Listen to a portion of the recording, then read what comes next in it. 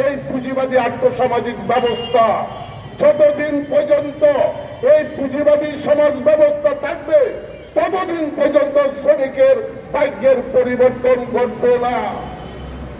1971 সাল থেকে শুরু করে 90-এর গণঅভ্যুত্থান হয়েছে, 24-এর এই গণঅভ্যুত্থানে ছাত্র শ্রমিক জনতা জীবন দিয়েছিল, একটা আকাঙ্ক্ষা ছিল একটা বৈষম্যের সমাজ গড়ে উঠবে। আজকে 6 বছর আপনারা দেখেছেন কি বৈষম্য তৈরি হয়েছে। শ্রমিকের বেতন বৃদ্ধি পায় নাই, শ্রমিকের মজুরি চেতে গেলে গুলি করা হয়েছে। পূর্বে যে শ্রমিকরা 24,000 টাকা মজুরি চেয়েছিল তখন গুলি করে হত্যা করা হয়েছে, তাদের বিচার করা হয় নাই। শ্রমিকরা যা যা ব্যবহার করে প্রায় 100টা পণ্যের উপর সেখানে আবার ব্যাট কর আরোপ করে সাধারণ জনগণের কাছ থেকে 12,000 কোটি টাকা লুটপাট করার জন্য বর্তমান যে সরকার, অতীতের যে সরকার যে প্রক্রিয়ায় চলছে, বর্তমান সরকার একই প্রক্রিয়ায় চলছে। সংগ্রামী বন্ধুগণ, শ্রমিকদের একমাত্র পথ, আমরা সমস্ত সম্পদ সৃষ্টি করি, আমরা দেশের উন্নত তৈরি করি, সমৃদ্ধ করি, কিন্তু আজকে কেউ শ্রমিকদের উপর ভিত্তি করে মালিকরা স্বপ্ন দেখে যে শ্রমিকরা কারখানায় কাজ করে ওই কারখানার মালিক হাজার হাজার কোটি টাকার স্বপ্ন থেকে শিপমেন্ট করে, কিন্তু আমাদের শ্রমিকদের কোনো স্বপ্ন নয়, স্বপ্ন কোনো পৌর হয় না।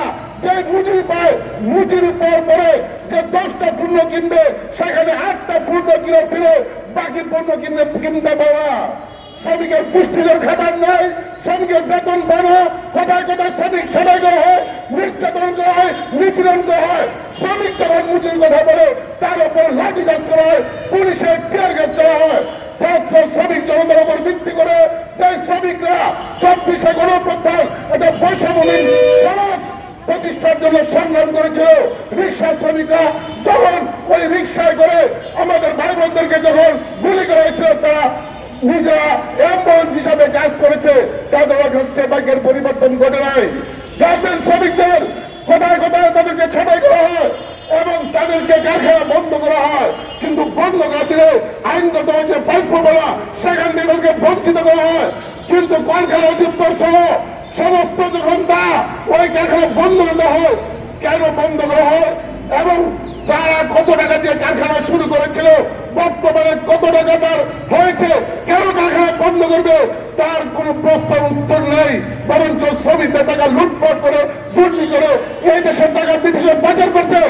আমাদের শ্রমজীবী মানুষরা কেউ এই দেশ থেকে বিদেশের টাকা পাচার করে নাই, কিন্তু অথচ এখানে ব্যাট এবং ট্যাক্সের উপর ভিত্তি করে আমাদের মোবাইলে সেখানে 56,100 টাকা রিচার্জ করলে 56 টাকা রাষ্ট্রীয় ফান্ডে চলে যাবে।